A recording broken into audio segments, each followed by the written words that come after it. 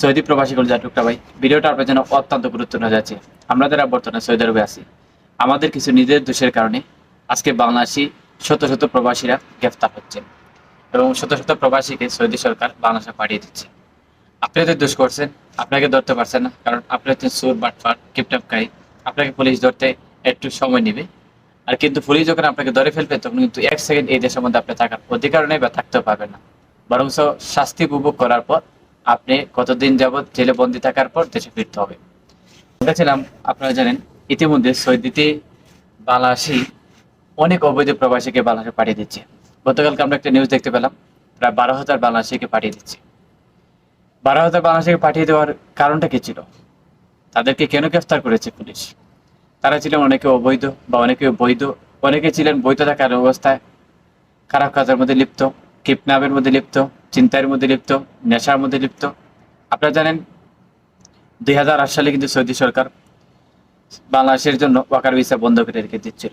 অতঃপর 2015 সালে সেটা উন্মুক্ত করে দিয়েছিল। এটা কেন করছিল? কারণ বাংলাদেশে অনেক নেশার মধ্যে আসক্ত হয়ে গেছিল, খারাপ কুকর্মের মধ্যে লিপ্ত হচ্ছিলেন, যেটা এই দেশের জন্য বর্তমানে প্রযোজ্য নয়। যদি এরকম কোনো কাজ করে কেউ, তাহলে এই দেশের সরকারের পক্ষ থেকে তাকে আইনগত ব্যবস্থা করা হয়। বরং সৌদি আরবে যারা রয়েছেন, যারা লোকাল সৌদি, তারা কিন্তু এরকম কাজের মধ্যে জড়িত নয়। অথচ আপনি একজন আজমি মানুষ, আপনার এখানে নাগরিকত্ব নেই, আপনি এসেছেন ওখানে খামলা দেওয়ার জন্য। তো খামলা দিতে এসে যদি আপনি এখন এই মুহূর্তে কিডন্যাপের মধ্যে জড়িত হয়ে যান, চিন্তার মধ্যে জড়িত হয়ে যান, নেশার মধ্যে জড়িত হয়ে যান, বিভিন্ন অপকর্মের মধ্যে জড়িত হয়ে যান, নারী দেহ ব্যবসার দালালি করেন, তাহলে তো আপনাকে গ্রেফতার করবে, এটা গ্রেফতার বাংলাদেশে পাঠিয়ে দিবে। আর ওইসব কারণে কিন্তু 2008 সালে বন্ধ করেছিল সৌদির ভিসা।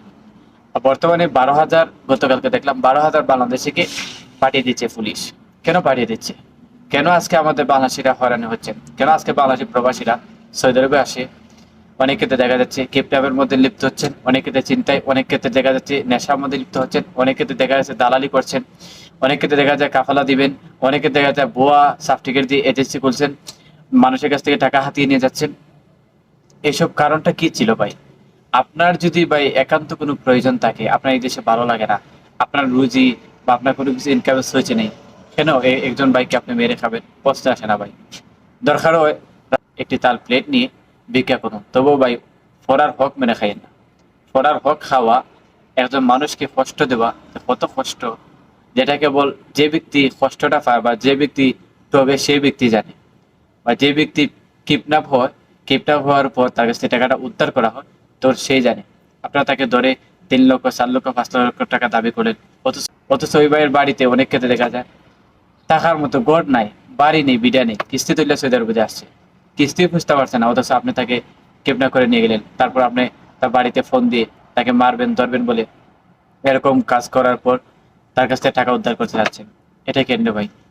মনে রাখবেন ভাই, তুমি যেভাবে একজন প্রবাসী, আমি একজন প্রবাসী, তুমি বাংলাদেশে, আমিও বাংলাদেশি, তুমি মুসলমান, আমিও মুসলমান, তুমি মানুষ, আমিও মানুষ। এই মানুষ হিসাবে মনুষ্যত্বটা থাকে আমাদের প্রয়োজন।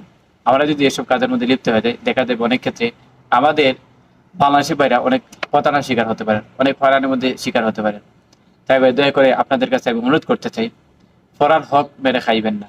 খারাপ যারা ফরার হক মেরে খেয়েছেন, তারা বেশি দিন টিকতে পারেন না। হয়তো ক্ষমতাটা আপনার কাছে কিছুদিন থাকবে, আবার এই ক্ষমতাটা আল্লাহ তাআলা নিয়ে যাবেন।